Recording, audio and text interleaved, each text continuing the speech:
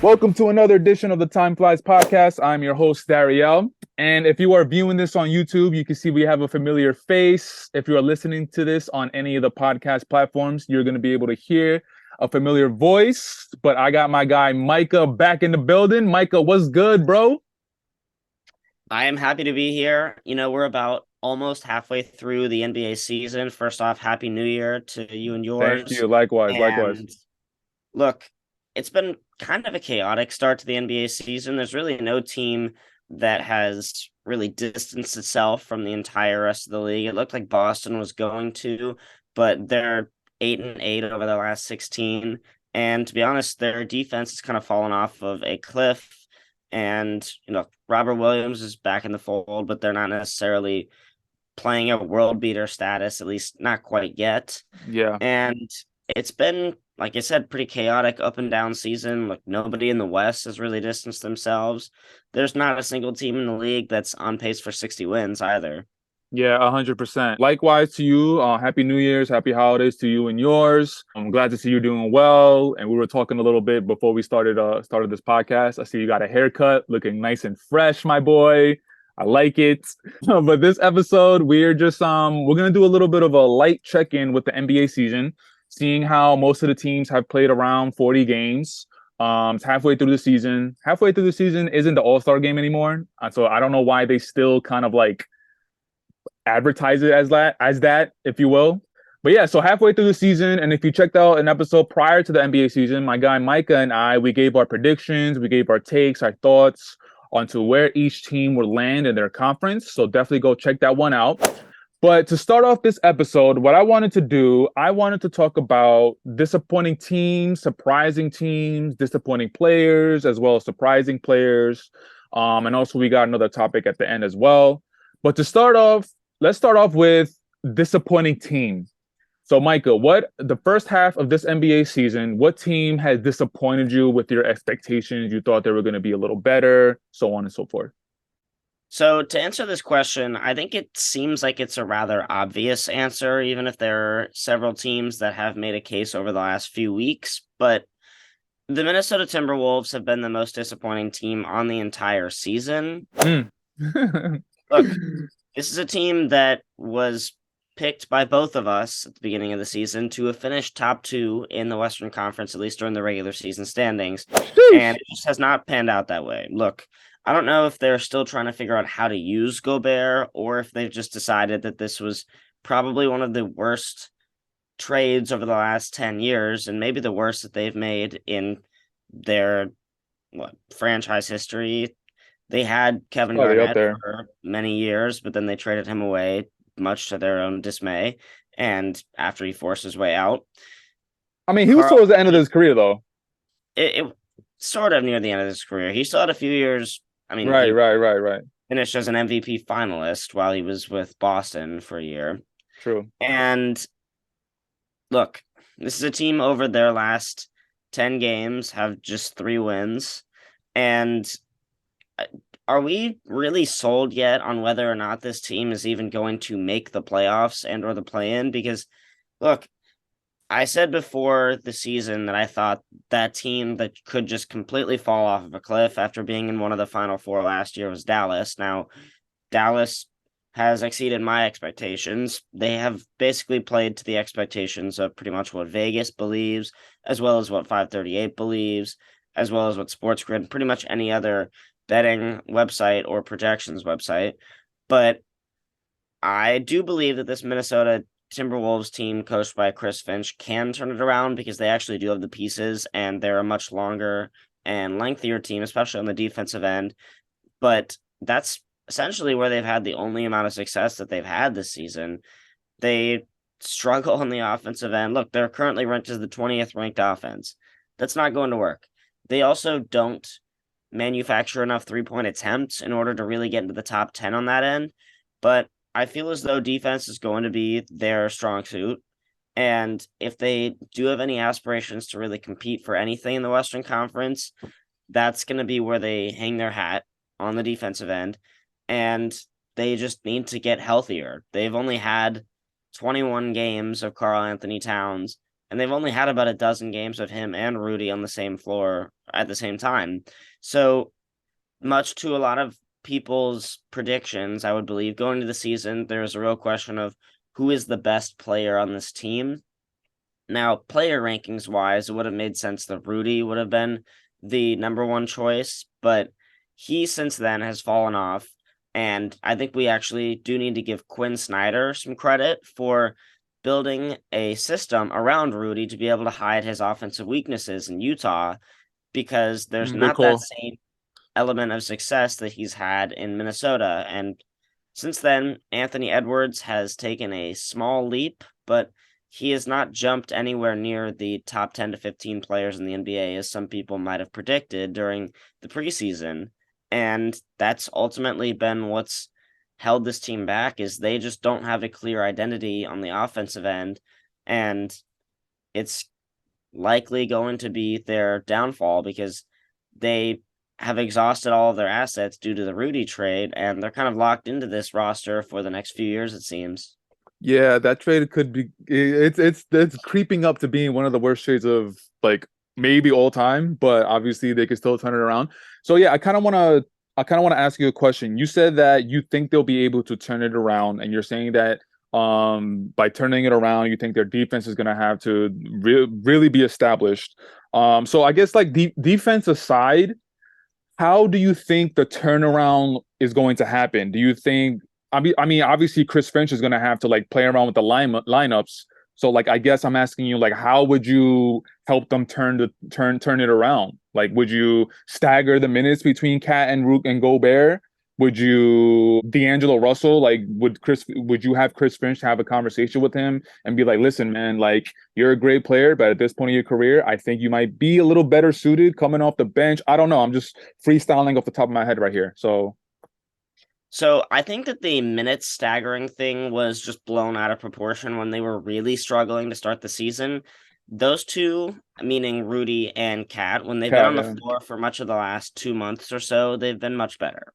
So I don't think that's necessarily the issue. I think the issue, honestly, is just when it comes to lineup variance due to health, they have been one of the 10 worst teams. And a lot of that, I think, is just pure luck, in that you just need to get and stay healthy for an extended period of time so that we can really see what this team is like and what they actually do have in this current roster. Because, look, for many of the same reasons that you and I discussed before the season, this in theory should be one of the 4 to 6 best teams at minimum, I would say, in the Western Conference, especially given the fact that the Western Conference right now, look, the Utah Jazz are in 10th place and they're only 7 games out. Yeah. And I guess that is just goes to show that this is not a world beater Western Conference, as a lot of people may have predicted, because there's only currently 3 teams on pace to win at least 50 games, and none are on pace to win 60.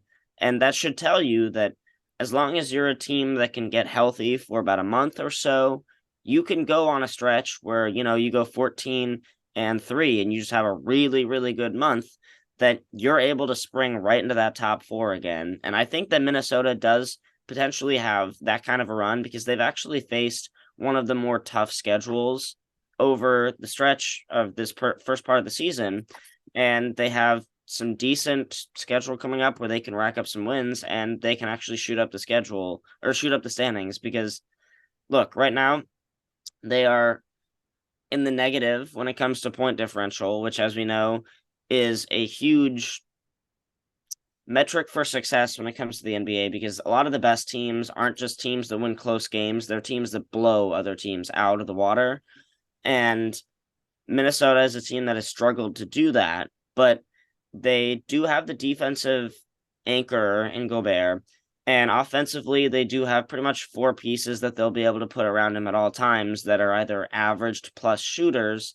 The one thing that I will say they're probably missing, and it's one of the reasons why maybe I got their preseason forecast wrong, was they really struggle off of the bench. Look, they have a Yeah. solid 5 when it comes to just the starting guys, All right. but outside of those guys, like you're looking at Jalen Noel, Kyle Anderson really has not panned out as a true 7th or 8th man. And Nas Reed, I think at this point, is probably their best player coming off the bench. And Facts. his best minutes, honestly, have come this season when Cat has been out of the lineup. Who Yeah. knows if that changes when he comes back? So More than maybe likely is going to, there's yeah. some kind of a weird three big lineup that they could throw out at any moment, or just their best lineups are when you have any two of those three bigs on the floor at the same time. But look, this is a team that I still believe is going to be able to turn it on at some point. I still believe that they'll finish above 500, and ultimately they may squeak into being one of the final eight and advance past the play-in. So you're saying by the end of the season, you think they should be seeded from 1 through 8? Yes, they Okay. should be.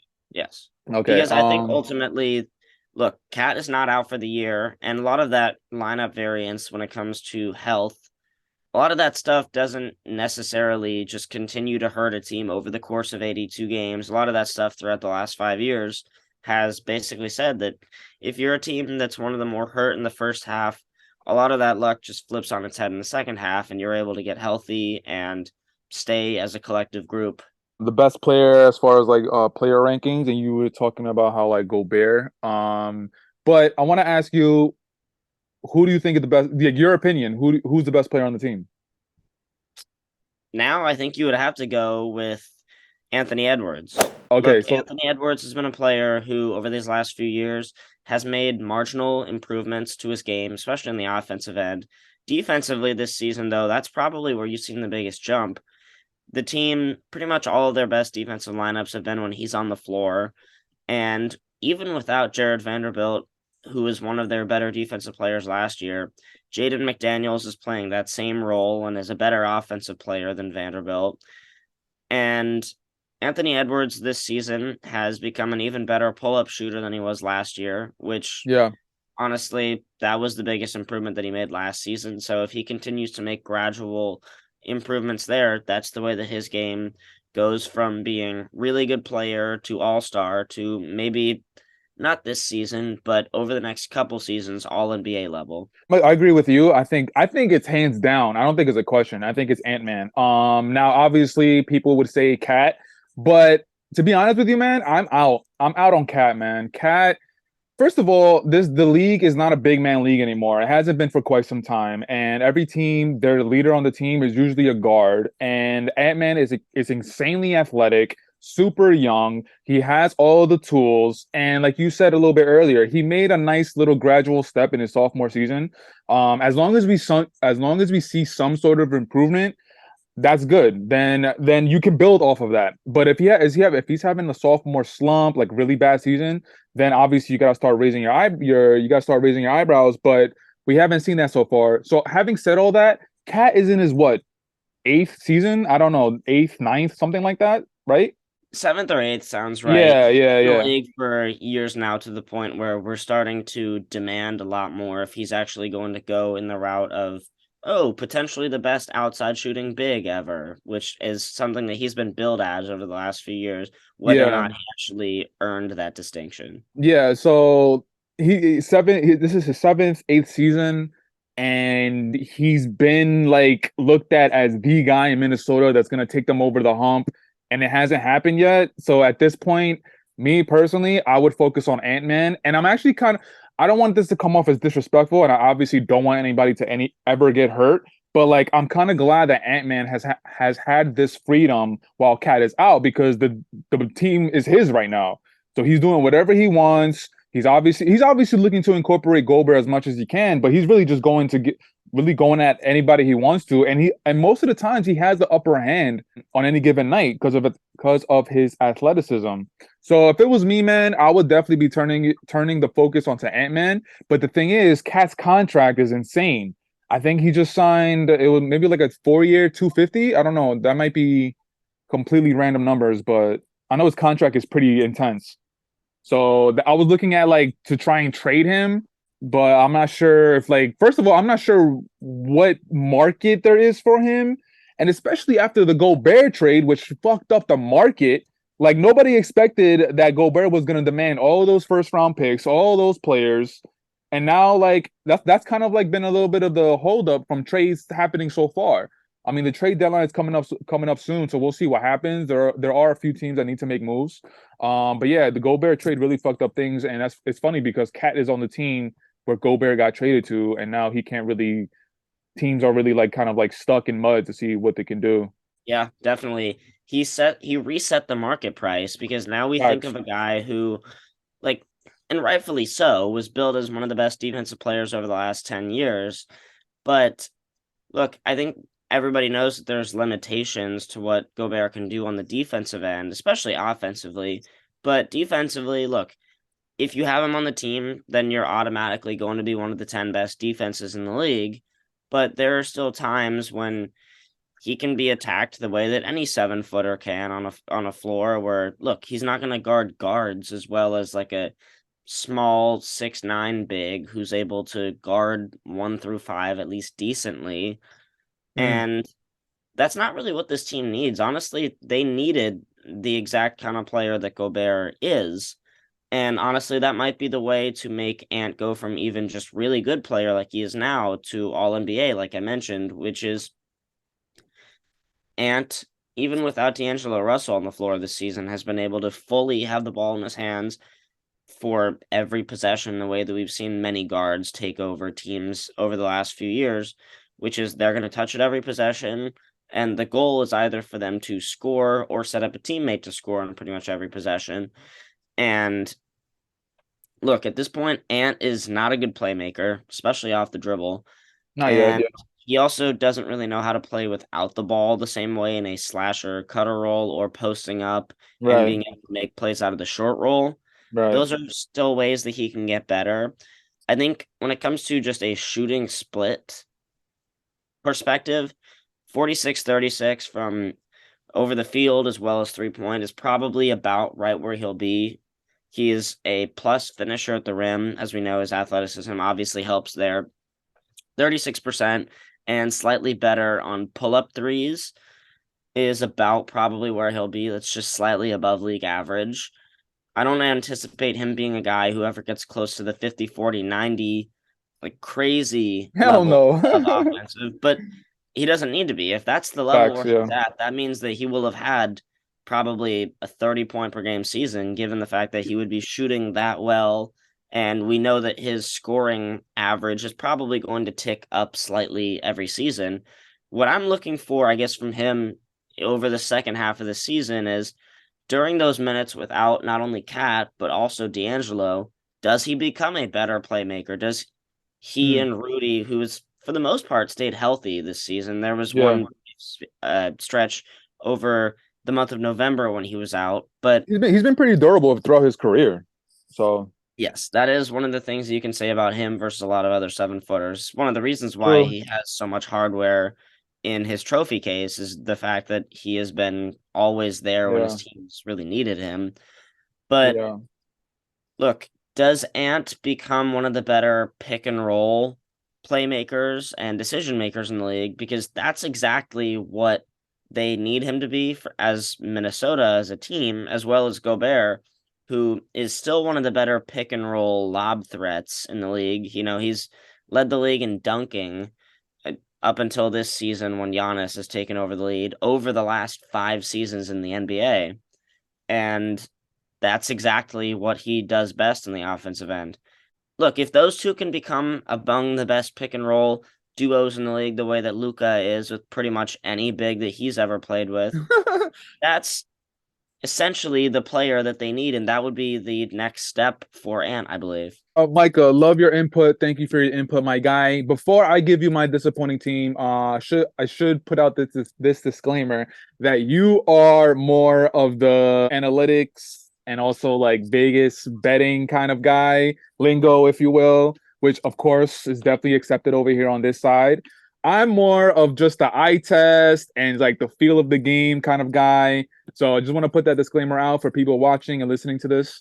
But anyway, my most disappointing team, and I love the diversity between us because I'm actually going to the Eastern Conference, and I'm going with the Chicago Bulls, my guy. Chicago Bulls right now are in 10th place with a record of 17-21. They are one game behind the Atlanta Hawks for the no, I'm sorry. They are but they're about like 4 games out of the sixth spot, which the New York Knicks hold.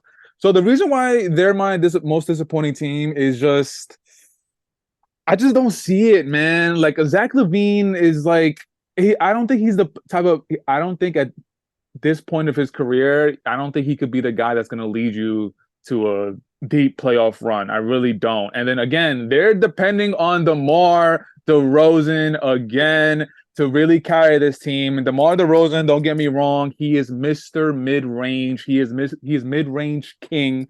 Like I have so much respect for that guy, seeing from his rookie year to where he is right now. Last season, he was in the MVP conversation for the first half of the season. So like his growth has been incredible to me with a lot of work with Kobe, RIP. I remember him working with Kobe during the summertime. But yeah, man, the Bulls are depending on DeMar DeRozan, who's up there in his career. Zach LaVine he's had injury problems, especially this season.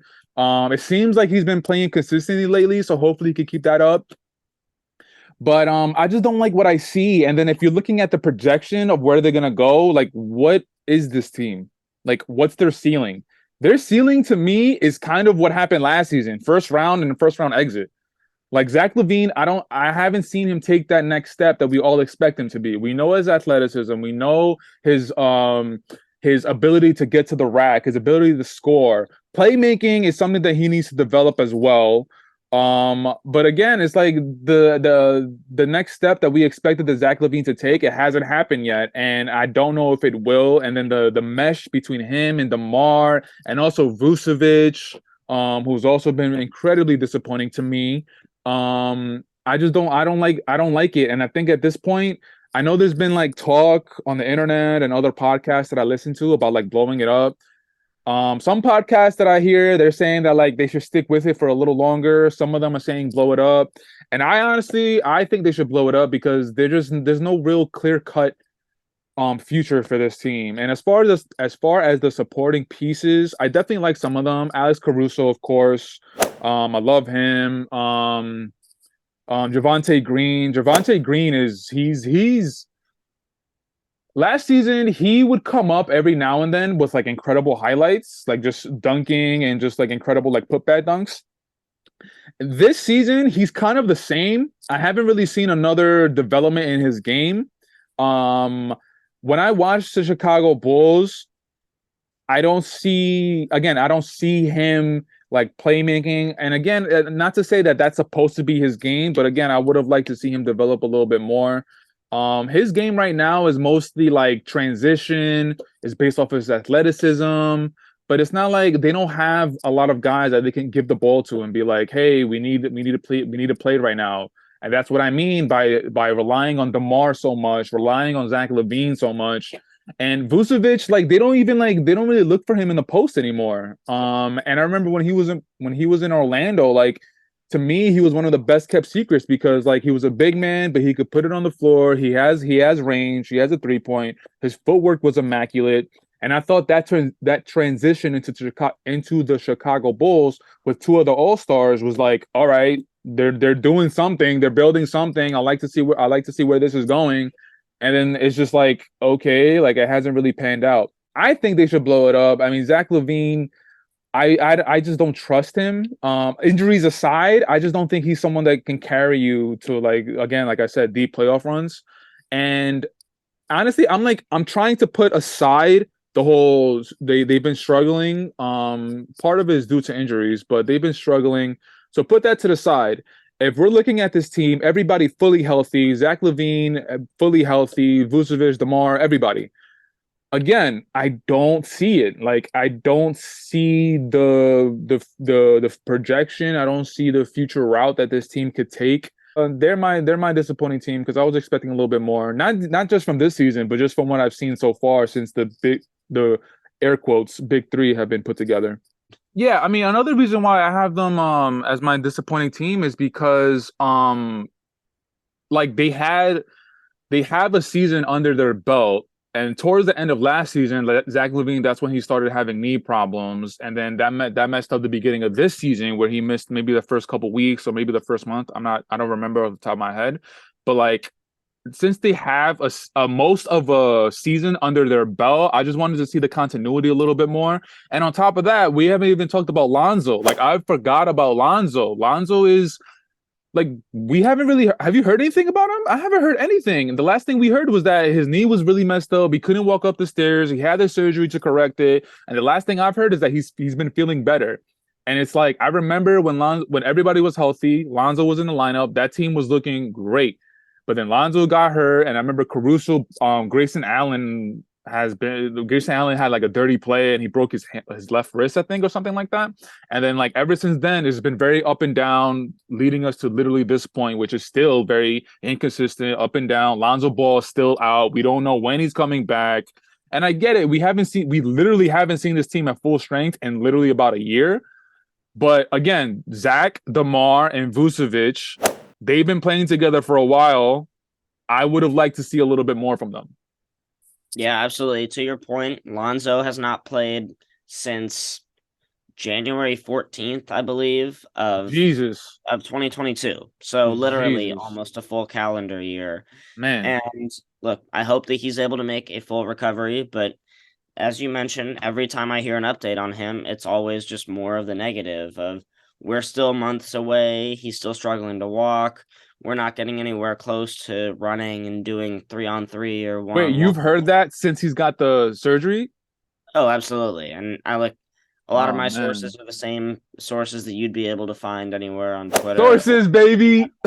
Looking up like Chicago Bulls beat reporters who Right. a lot of the same, where they're basically just saying, look, this is the world in which we live, and Lonzo Ball hopefully is able to make a full recovery, but there's been no development in that direction, unfortunately. Yeah, man. I mean, I'm keeping my Lonzo stock because I get it. He had a lot of hype coming into the league and the Lakers picking him, and obviously with the whole like UCLA and the family with his father. But I like him as a player. I like him. I like his athleticism. I like his size for a point guard. His his vision and his playmaking not so much, but his vision, the way he sees how he could get his teammates into the best position to score.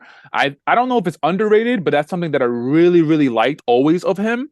And I think that hopefully he gets healthy. But if he does recover, I still think he could be like an all-star player. Not saying a consistent all-star player, but he could make the team like at least a couple seasons, something like that. We did our most disappointing team. Now, what I want to do, let's switch it up. Let's do a little bit more positive. Now, let's go to the most surprising team, my boy Micah. So, which team in the first half of this NBA season has definitely surprised you the most? I know that this seems kind of a cliche because we had seen the makings of a team on this level last season, but ultimately, I am going to go with the Brooklyn Nets. Look, the Brooklyn Nets looked like their season was dead, and they really have not looked like this level of a defensive team at all during the KD and Kyrie era ever. Look, Jacques Vaughn at this point is making about as strong of a case as anybody to win Coach of the Year. Kevin Durant, and we'll get into his name a little bit later with the potential MVP talk, but he's shooting 11% better than any other player who has taken at least 3 mid-range attempts per game than any of them. Jesus. So his forte, which is obviously shooting the mid-range shot, and he shoots it better than anybody else in NBA history. He is shooting it better than he ever has, and is shooting about 3% better than even his second best season from mid-range in his career. So whether or not Durant is playing the best basketball of his career overall, I'm not sure. Maybe those years in Golden State when he was arguably an all-defensive player, those might take the cake, or his MVP season 2014. But whether or not that's the real question, Brooklyn has the best defensive lineup over the last 5 weeks or so to a month. And that team is only giving up about 104 points per 100 possessions with their starting lineup, which, if that's the case, we already know that they're going to be one of the better offensive teams in the league due to just the pure talent from a shot making standpoint that they have. Look, I still think that they're probably missing one more big that can actually strike fear in any of the bigger guys from the Eastern Conference standpoint. So whether or not that's the case, I still question the legitimacy really of that team from moving forward. But defensively, from a standpoint of those guys, that is going to be something that they have to work through. But from just a most surprising standpoint, they started out the season, I believe, 2-6, Yeah, it was pretty and rough. it looked despicable. Yeah, it was Then pretty rough. they were again one of the worst defensive teams to start the season. Then that obviously moves forward. They fire Steve Nash. Kyrie still has the thing when it comes to the documentary. And look, whether or not he's an anti-Semite or not, I think we can have that discussion some other time. But they were going through a lot of this regular season Nets turmoil that they were able to put in the rearview mirror. And since then, they've been the best team in the NBA, just record wise. Real quick, do you trust Kyrie to be a upstanding citizen the way he's been for the last few months for the rest of the season? What do you think? No, I don't think so. I think at some point, which is one of the reasons why this is not necessarily something that's forecasting for the future, but over much of the first half of the season, they to me have been the most surprising, even if they were a team that was projected to win about 51 to 53 games, depending on which site you looked at. And look, obviously their roster construction had some holes in it, especially from a rim protection as well as playmaking standpoint offensively, but their ability to make shots in space has been amazing. They've finally unleashed Joe Harris for the first time since pre-injury for him. Yuta Watanabe looks great. Watanabe, yo. Yeah. From the I perspective love that him. you mentioned, how can you not? But look, yes, I think that we're probably going to go through some weird Kyrie Irving situation at some point during the second half of the season, and Oh my they will, god. as I like to say, they'll burn that bridge when they get to it. So piggybacking off you, so Brooklyn Nets was actually my surprise team as well. I have since we both have the same one, I'm gonna throw another team. But just to piggyback off the Brooklyn Nets, listen, man, when I have conversations with my friends and we start talking about the best players, my friends throw in Kyrie in there, and I'm just like, what has he shown you to be? Because when you say best player, I'm incorporating, there's a lot that goes into that. There's a lot, obviously, his offensive skill, obviously, his efficiency. But one of the big things that I always look at is how does he make his teammates better? And on top of that, if you're one of the, I guess, best players in the league, like you need to have an ability to make your players better. And Kyrie Irving, time and time again, he has shown us that he has not been able to make his teammates better when he's the guy on a team. Look at all those years with Cleveland before LeBron went back there. He was literally the guy. They kept having 20-win seasons.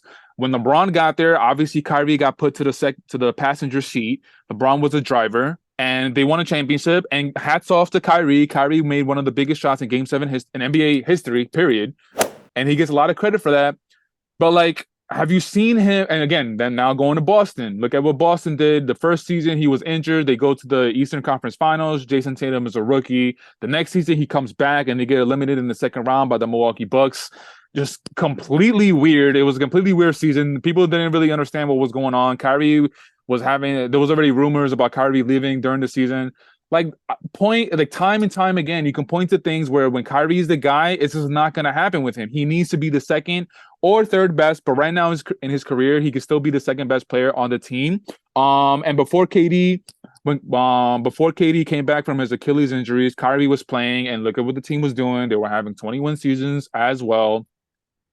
But to turn over the leaf and let's keep it positive. Yeah, man, the Brooklyn Nets, they made an incredible turnaround. Steve Nash, like you said, he got canned, and then Jacque Vaughn stepped up to the plate. And I'm actually surprised because Jacque Vaughn, yeah, he was an NBA player and he was a point guard back in the day. But like Steve Nash, like he was a player we all know. He has 2 MVPs. He was the leader of those Phoenix Suns teams. He led those teams to Western Conference Finals and deep playoff runs. And it seemed like they didn't have respect for him, which I don't understand. And all these things that I've been hearing is that Steve Nash was really, really, really focused on the offensive end, a la Don Nelson, and he didn't really care about the defense. So maybe that had something to do with it. I'm not entirely sure. But since Jacque Vaughn has taken over, he's been able to incorporate a lot of defensive schemes and really been concentrating on the defensive end, which I guess is what the players really respected about him, and he's been able to turn it around.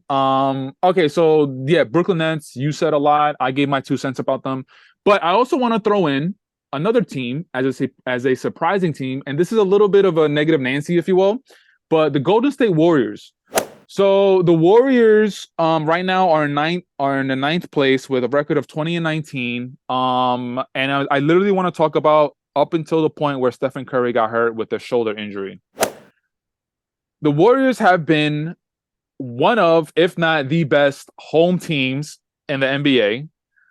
But literally, when they get on the bus to get to the airplane to go to a different state to play, they have been one of the worst teams in the NBA, if not the worst team as far as away games. And the reason why I say that that's very surprising is because, like, obviously they won the championship last season, and most of those players were a good amount of those players were on the team, especially Jordan Poole, who we all expected to take this big. Is it granted as far as like taking a big leap? I don't know, but he definitely got the bag this summer. So I guess you kind of have to expect him to take that leap, but he hasn't taken the leap as much as we wanted to. And like being one of the worst teams as an away team is like I didn't really expect that. I expected them to be a little bit more savvy, a little bit more consistent, and it's just not that, and it still hasn't been. Like, yeah, they I think they're what 7-8-0 this past 8 games because they had a 8 game home stretch, right? They went like undefeated, and that's great. But again, it's a home game stretch, and the away games haven't been great. Draymond has been playing good. Clay again has been. He's still trying to find his old Clay self again, but again, he's coming off of the 2 worst injuries that an NBA player can have. So I've always with Clay, I've always been happily. I can say that I've been patient with him because, like I just said, torn ACL, a torn Achilles, those are the worst injuries an NBA player can have, and people are expecting him to come back to Game 6 Clay during the regular season, like at the beginning of this season. And it's like, dude, he had half a season. He had half a season last year, going into the playoffs, going into the finals. And this is going to be his first full season in what, 3 years? I don't know. So, like, and again, we live in a microwave society where everybody wants something, they want it now. If we're talking about the future, I don't know if the Golden State Warriors are going to be able to repeat. That's a conversation that we could have maybe a little later down the line, but just going off of what I see right now, and again, just like you said a little bit earlier, the West is very open. I do have a team that I think is going to come out the West, and I think they might be the team that a lot of people are going to expect them to come out, but still, it's still very open. The Warriors are in ninth place right now. Like, that should be a clear indication of how open it is. But yeah, man, the Golden State Warriors, that's my team B, surprising team from this season, if you will. So let's move on, and we're going to go back to negative Nancy. And we talked about disappointing team as the first topic of this episode. Now I want to focus a little bit more on individualized players. So Micah, my guy, who has been your most disappointing player for the first half of this NBA season? Well, for better or worse, I touched on it earlier, but I'm going to go with Karl Anthony Towns. Mm. And the reason I say for better or worse is because it might strictly be the fact that he hasn't been able to stay healthy. He's only played 21 games to this point, not even 60% of his team's season. So he's not even registered currently on ESPN among the league leaders in scoring or rebounding or anything else that he would do because he hasn't even played the 70% minimum in order to be registered on the site. If he is able to turn his season around, I don't think that anybody would be super surprised about it, but that's one of the reasons why he falls on this list under most disappointing, which is he was already a player who was, and rightfully so, probably one of the 25 best guys in the league, but there was obviously things that he needed to still show us. Like, he's still considered to be an unproven player at this point, and Facts. rightfully so, because he's not. But one of the reasons why, look, a lot of people thought that the Minnesota Timberwolves, myself included, and I even touched on them earlier in this podcast, was they had this three-headed monster that in theory was going to be Karl Anthony Towns focusing on strictly scoring, Gobert defense, and Anthony Edwards. We all know what he could do as a scorer, but focusing on playmaking. And D'Angelo Russell probably would have been the odd man out, that they continued to make moves to be able to upgrade at that position and to add some more defensive prowess to that team from the wing perspective. But Karl Anthony Towns, as we all know, has been the most underperforming as well as the most injured of those three guys. And there's really not been another clear great choice this season because all of the other really good players, I mean, I guess you could make the argument for Steph, but Steph might have been the best performing player in the whole league before he got hurt. Facts. And look, this Wait, can I shoot him some bail? Can I shoot Cat some bail? Yeah, absolutely. So, like, I think it's safe to say that he's been pretty durable throughout his career. Like, he hasn't had any. By big men standards, yes. Okay, what about just players? I can't really remember him having a long stretch where he had like he tore his where he had like a meniscus tear, he had to get surgery, or he broke his wrist and he had to be out for like 2 months. Like, I think he's been one of the durable players in the NBA. So what I'm saying, having said all that, is, I mean, outside of last season, he hadn't played a full season in, I guess, since the 18-19 season when he was last in the All-Star game besides last season. So, look, I mean, he's, by big men standards, yeah, he started out his career, I think, he was on some kind of crazy Iron Man streak to start his career, similar to like a Mikal Bridges, but he hadn't been necessarily known as an Iron Man over the last few seasons. Fair. But I just wanted to say that, like, this, because he had a really bad calf strain. Thank God, because I at first glance it looked like an Achilles tear, but it was a really bad calf strain, and that's pretty much. I mean, obviously, any basketball player, any basketball fan could put two and two together. That's why his offensive efficiency and just his game right now has been horrible, because he hasn't been able to stay on the floor this season. But yeah, I just wanted to shoot him some bail, because as far as this season is literally just that fluke of an injury. That's why he's been looked at as kind of like an scapegoat.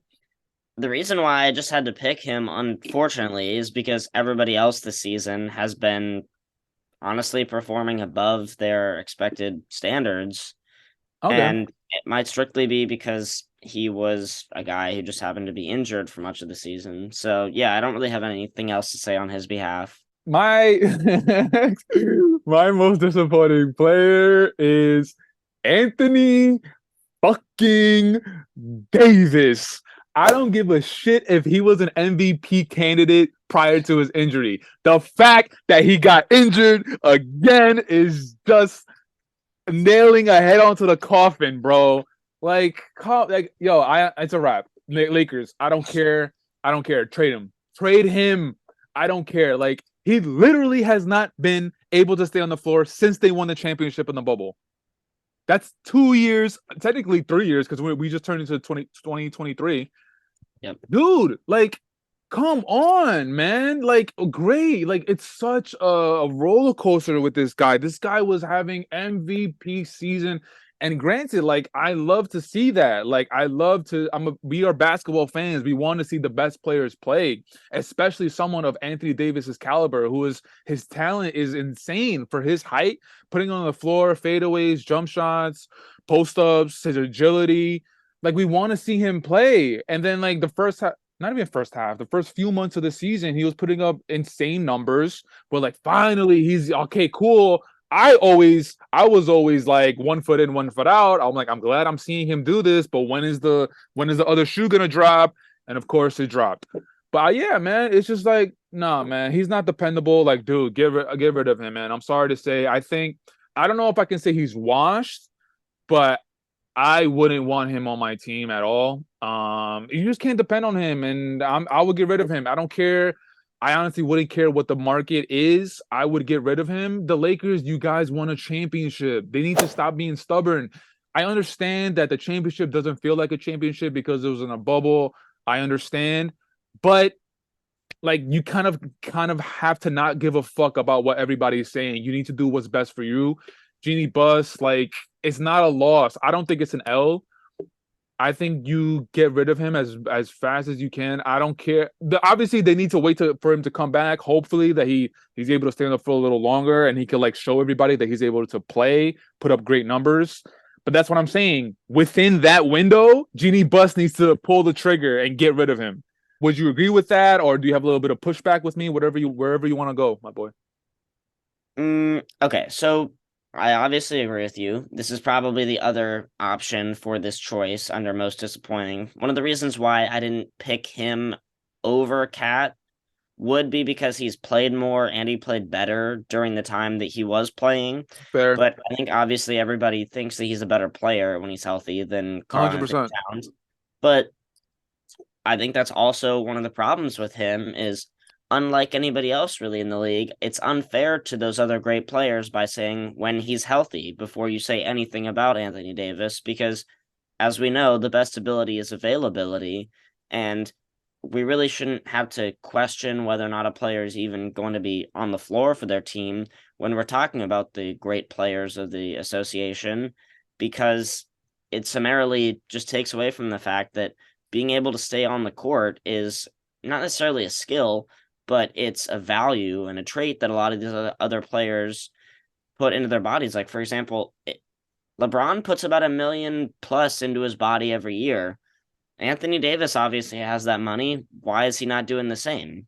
Like, I really don't think we're gonna see a player like LeBron ever again. Like, it's insane what that. Whoa, probably not. whoa! What is this? What is this? Haphazardly like. It seems like you kind of want to give me some pushback with that.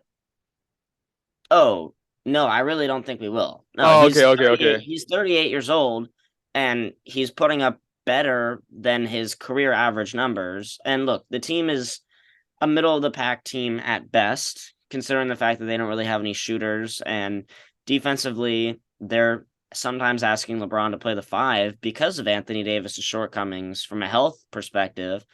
But look, everything that LeBron is doing is probably something we will never see again. I have gone on record before of these last couple of seasons and believe that he is going to retire with about 10,000 more points than Kareem Abdul-Jabbar and everybody else in NBA history, despite the fact that he's not billed as just a scorer per se.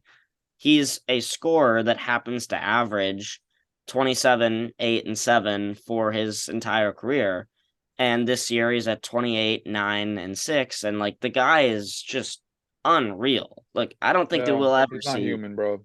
No, absolutely not. But my point when it came to just putting money and time into your body was I don't feel as though the same level of commitment, even if the physical capabilities are not the same with Anthony Davis as LeBron, but is it so hard to ask him to play 50 to 55 games a season? I mean, I'm not talking about a guy who's playing 70 to 75 like some of the more durable players in the league, but there's almost like a breach of contract if you're playing 40-ish games a season and your team needs you to be on the floor in order to field a competent bunch. Yeah. So I really didn't want to talk about the Lakers on this episode. I really didn't, man, because they don't deserve to be talked about, unfortunately. But I want to Right. before we move on, I want to ask you, what would you do if you were Jeannie Buss? What would you do? Are you still sticking with it and hoping and praying to God that something turns around, or are you kind of on my side where you're getting rid of him? I still think that the rest of this season you probably stick it out because we saw the Anthony Davis that was playing in the bubble and during that 2017-18 run that where he ripped off about a 35, 15, and 5 stretch with the New Orleans Pelicans, that player still is there. One of the reasons why you just didn't really know whether or not that player was there is because you hadn't seen it in 3 years. Going into this season, you knew that there was going to be some injuries. He was going to have to miss some time. But there was really the question of, and I say this again with unfairness to the rest of the league, is when he's healthy. But Right. when he's healthy again, he has been a guy who's performed like a borderline top 10 player in the NBA. And that might not even be a controversial take because he was just absolutely killing it. And if that player is able to come back on the floor, then in theory, the Lakers have either the first or second best duo in the league that between them and the Boston Celtics. And if they're able to get that team back together, they've been able to stay at least afloat a little bit from a standings and win-loss perspective, that I really don't think they're going to blow it up mid-season with trading Anthony Davis because of just the potential for that duo to work. At least give it one more shot. I think that when you How were many talking more about shots are you gonna give him, man? well, it might just be one. Were you talking about potentially a mid-season trade deadline deal or at the end of the season? I mean, obviously we got to see where they land at the end of the season, but I'm talking about damn, I must be cold-blooded because like I'm talking about when he recovers from this foot injury, which I don't really understand what it is, but when he recovers from this foot injury and hopefully he starts putting up similar numbers to what he was doing prior to going down, I would trade him right there. So I guess that's kind of like after the midseason, I guess, if you will. Yeah. I mean, it wouldn't be I think it's going to be really difficult to move a player of his caliber also with that contract situation. But he And doesn't have he does not have a no trade clause in his contract, right? Like LeBron. that's correct. LeBron literally Um, cannot be traded this season for as much correct. as Yeah. people may want him to ask out given the unfortunate circumstances of the Los Angeles Lakers. What do you think But the market we is? Like, do you think I mean, do you think he'll demand what Gobert got? oh, he might not demand that, but he's going to have to at least get that level of return on investment Yeah. because we know what he got a few years ago when there was even less of in the way of we need a guy who's 6'11", can guard a bunch of positions, is a decent well, I mean, he's not a great jump shooter anymore, but he's still dominant from about 15 feet and in. And there are some times or some nights in the league where you just think about it and you're like, wow, there really aren't many guys that I'd rather have over Anthony Davis. But then there's the reality of the situation when the numbers come back to earth a little bit and he's still an injury prone guy. Yeah, man. I mean, I'm a fan of basketball. I don't have a team, but I want to see LeBron. I want to see LeBron, especially with the Lakers, man. Like when the Lakers are good, when the Knicks are good, which is every once in a blue moon. Like the NBA just feels different, and especially with LeBron, like he's going to be leaving soon. I want to see him, and he's still able to compete. I want to see him be able to compete. So like man, Genie Bust. I don't if you somehow come across this, please let Anthony Davis go. Stop being stubborn. Don't listen to Stephen A. Smith or anybody else. Just do what's best for the franchise. Before we move on from the Lakers and also this topic, I want to give a shout out to Austin Reeves, yo. I love that guy, man. I love how hard he plays, and he also has some skill. Don't get it twisted. He could put the ball on the rack. He could put the ball in the hole, man. Like I love watching him, and then sometimes he has these moves where he's like, it's like you wouldn't expect him. Like he's driving and he puts the ball behind his back, and like sometimes he has these like really athletic plays. And it's actually I'm glad that I remembered this because it made me think of a question that I wanted to ask you. Um, Austin Reeves or Alex Caruso? So we had this discussion before the season even started. I don't know if you remember on the pod, but I This said that specific? Austin Reeves was absolutely a guy who should be in the starting and therefore the closing five for the Los Angeles Lakers. And look, he started only in about the third of the games or so this season for the Lakers. But look, outside of LeBron, AD, and I think probably Russ at this point, who might win the sixth man of the year, depending on how that shakes out, he is without question the fourth best player on the team, or would you say it's Lonnie Mm. Walker? Wait, what about Dennis Schroeder? I mean, over these last few games, that might be the case, but Schroeder wasn't even on the team before the season when we were just to rank the guys. But Mm. yes, Austin Reeves or Alex Caruso, I think at this point, I think you take a slight dip on the defensive end from Reeves, but he's also a much better offensive player, especially in the half court. And there are times, especially without Davis on the floor, where he looks like he is the singular best fit alongside LeBron, especially in half court situations where he's where LeBron is either scoring or playmaking. And Reeves is not only a connecting piece for any kind of a hockey assist type of play with a 3-man game, or if you just wanted to run 2-man game where he's the one setting the screen, maybe he's slipping the screen and you run him in backside and he's able to make plays out of the short roll or He's a just ball player, easy yo. layups. Yeah, I he's a love baller. that. And that's honestly what the Lakers just need more of. So I think I would take Austin Reeves right now. I think he's a much better offensive player. And he's not a guy that in a playoff scenario, teams will just leave open and just dare him to shoot the way that they sometimes do with Caruso. Man, that's such an interesting question. That's so interesting, man, because like again, like you just said, Austin Reeves, his offensive ability is higher than Caruso, but Caruso's defensive ability is higher than Austin Reeves. And Don't get it I don't twisted though. Austin Reeves this season, I mean, B-Ball Index does this ranking every year where they go through like the top 50 defenders based on the type of player that a guy is. When Mhm. it comes to just chasing ball handlers around screens and contesting pull-up jump shots, Austin Reeves is well above the league average in all of those categories. Love to hear that. Love to hear that. Yeah, man, I just love seeing players that like you can see there's a little bit of talent there, but then like when they get the opportunity, they like seize it. And Austin Reeves, like he's been seizing it. And I love that, man. And on top of that, like you were saying, like he's a baller. Like these little instances in a game where you see him doing like a back cut or he's like reading the plays, like the hockey assist. Like I love seeing that, man. Especially, I mean, a white player. So Yeah. especially a white player. Like I love seeing that. As far as my answer, man, I don't know, man. God, man, I want to go. Honestly, I want to go Caruso because of the defense and also like he's a bigger body. He's a bigger body. He's stronger right now. Austin Reeves looks like he's 12 years old.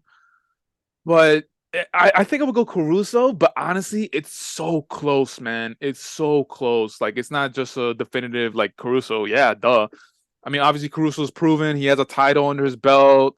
Um, damn, but Austin Reeves, I love that guy, man. I love that. And also, I want to give again real quick before we move on from the Lakers and this topic, Russell Westbrook. We should show him a little bit of flowers for finally accepting the 6-man role, which me and you talked about prior to the season starting. Go check out that episode where we said that I'm not. I'm pretty sure we said that he should have been accepting this 6-man role because he would have been the best 6-man in the league for like the last 4 or 5 seasons. But yeah, man, I mean, a player of his caliber with MVP, the averaging a triple double at the end of seasons, like obviously he has an ego and he was able to put his ego to the side and do what's best for the team. And no, that's a big and much respect to Russell Westbrook for actually doing it. And maybe it took a little bit too long, but he actually did it. So I want to give him his flowers. Congratulations, Russ. We love seeing you in this role. We love seeing you thrive in this role, which you have been. He still has his hiccups every now and then with the turnovers and whatnot, but for the most part, he's doing what's best for the team, and I love to see that. Absolutely. Okay. No more Lakers talk. Can we agree with Facts. that? 100%. Okay, so now we're going to move on. Most surprising player. Who has been your most surprising player for the first half of this season? I think it has to be Lowry Markkanen. Oh, nice. Okay. I dropped 49 last night. And even if the All-Star weekend was not in Utah, I think he still would be a guy who becomes a first-time All-Star. There's really a question going into this season with the Utah Jazz was, do they have a single guy that could average 20 or more? Like maybe your answer might have been Colin Sexton, maybe you would have gone with Jordan Clarkson, but I don't think anybody, if you were to ask 100 Jazz fans, none of them I think would have answered with Lowry Markkanen as that guy. And he is averaging 24 and 9. Nobody would have predicted that. So Facts. when it comes to a most surprising standpoint like this question, I think he has to be the answer because from a positive standpoint, the guy is well exceeding any expectations. He's much more than strictly a big that can catch and shoot, but he's also shooting better than he ever has. He's near the 53, 42, and 80 splits. So his true shooting numbers are through the roof. He's scoring efficiently pretty much all over the floor. I mean, when you look at those like shot charts, he's basically in the red all over the place. He's just absolutely killing it on the offensive end. And defensively, he has been the second best defensive starter that the Jazz have. And they're not a good defensive team. Nobody expects them to be. Essentially, they would be an even better team than they were last year if they were to just swap Olynyk for Gobert at this point and just play out with those five. But from an offensive standpoint, Markkanen is playing much better as a screener. That's something he's never really played as before. He is doing the catch and shoot 3-point part of his game better than he ever has. And he's also posting up more and more efficiently than he ever has. So whether or not it's just a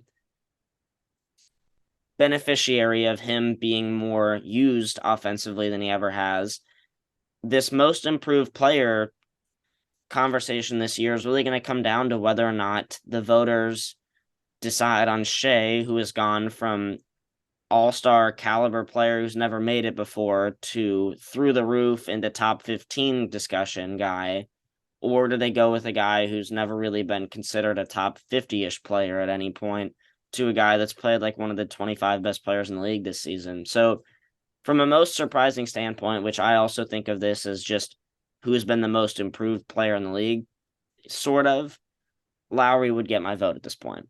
Yeah, no, respect. And also off the most improved player, like winning, I feel like should be accounted to that. And OKC, they're not going to be in the play-in conversation. And with the Utah Jazz, I feel like towards the end of the season, like at least they're going to be in the play-in conversation. I think they'll be in the play-in. Or so. Yeah, they're 20-21 and they're 10th place right now. So they're literally the last team in the play-in. But I think they're going to be within that. I think they'll be like 7 through 10. So that will definitely bode well for Markkanen. What I also want to add to your Markkanen most surprising player choice is don't get it twisted. He will throw it down on your head. His athleticism, bro. He had a I think it was a few games ago, and I think it was at Sacktown, Sacramento.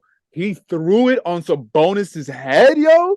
He was so high up that he threw the ball through the hoop. It wasn't like, it wasn't like a barely tip jam or whatever.